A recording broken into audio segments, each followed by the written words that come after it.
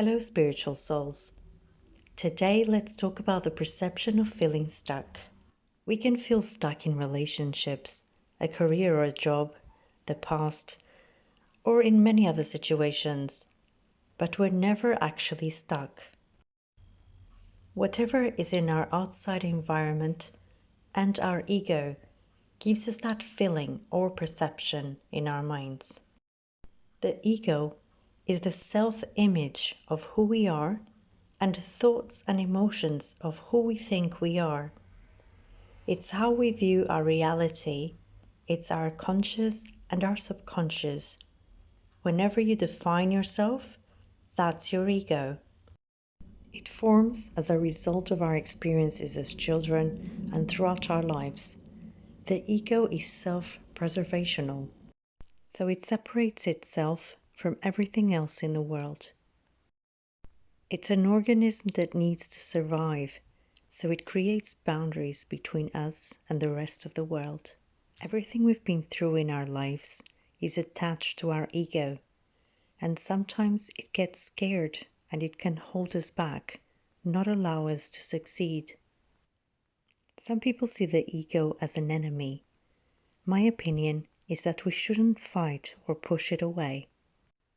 Instead, we must reconcile with it by talking to it, nurturing it.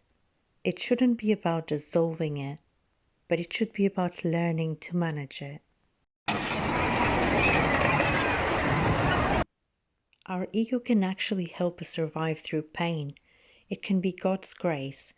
It actually develops into a defense mechanism to help us cope through tragedy and trauma. The illusions of the ego can save you. As humans, have a really strong sense of ego. We're so judgmental. Raise your level of consciousness. Awareness is the majority of the healing work. Learn to accept the world as it is, and that the ego is doing its thing. Understand why you're feeling this way, allowing your body to feel negative and positive emotions and dealing with them.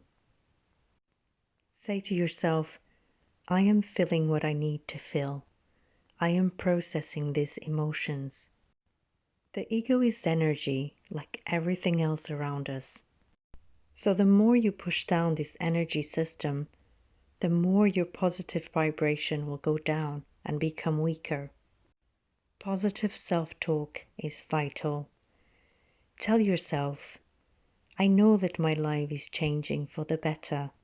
Wonderful things will come. This will help to reprogram your brain to help you achieve what you desire. My next video will be on the law of attraction and different ways to reprogram your mind, so stay tuned for that. Now, as always, practicing gratitude when thinking negative will stop the thought process. So find 4 or 5 things to be grateful for. Learn to accept and be in peace with who and where you are at present. Practicing breathing exercises and meditation are always helpful when we feel down. Be in the void and rest a lot. Take advantage of these challenges to grow as a spiritual and human being. Remember, when it's time, the doors will start opening. Accept any changes in your life, that your identity is evolving, that the universe is in constant change. Nothing stays the same. Also, don't expect too much of yourself or others. Quite often our expectations let us down. Don't look for a logic explanation for everything, accept that you don't know everything. Trust the universe, God, the angels, your own soul. Initially fake it until you make it. Everything happens as it's supposed to, in divine order. Remember, the emotional body communicates with the physical body. Emotional content comes up to the surface to be dealt with, not to be ignored. So deal with your issues, bearing in mind that you are not your thoughts, you are the watcher of your thoughts.